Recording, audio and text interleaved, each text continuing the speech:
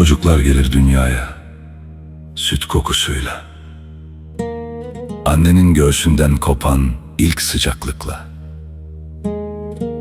Bir evin içi, bir anlığına, dünyadan daha geniş olur. Kimi bir ağacın gölgesinde büyür, adı toprağa karışır. Mevsimleri öğrenir, rüzgarı tanır. Kimi daha gözünü açmadan yola yazılır. Beşiğini telaş sallar, yastığında gurbetin taşı vardır. Daha adı tamamlanmadan kapılar kapanır. Bir bavulun demiri, bir istasyonun sarı ışığı, bir annenin boğazında düğümlenen yarım türkü.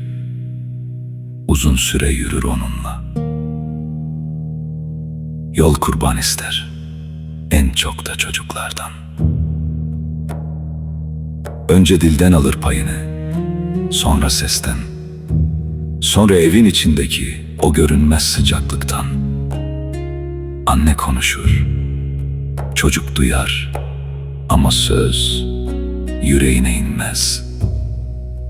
Baba bir yerin adını anar, camlarda buğu çoğalır.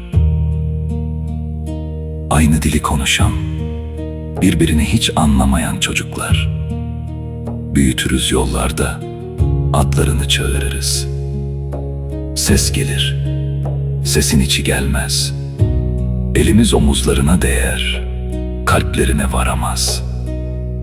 Bizim içimizi yakan ateş, onlarda soğuk bir taş olur. İnsan bazen kendi çocuğunu ölümde değil, günlerin içinde yitirir. Yavaş yavaş, bakarken, susarken. Yola kurban verilen çocuklar, iki dünya arasında büyür. Birinde eksik, ötekinde yabancı.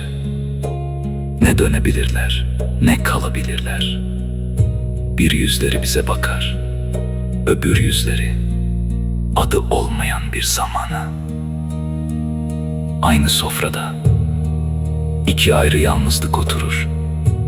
Aynı ekmek bölünür, aynı acı bölünmez. Anne geçmişe eğilir, çocuk ileriye bakar. Baba küçülür, ev susar. Yol yalnız çocuğu almaz. Bir dil gider onunla, bir ninni, bir gölge, bir akşamüstü sessizliği. Bir annenin yüzünde, yıllarca saklı kalan ışık. Bir babanın sesinde, kimseye açılmayan titreme. Yol kurban ister, en çok da çocuklardan.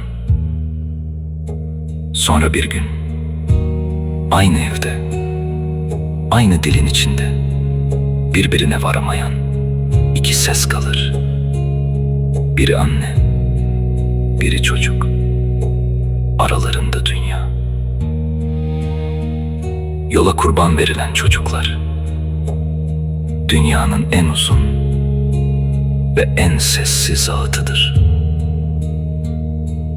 Ve bir annenin içinden bundan daha uzun hiçbir kış geçmez.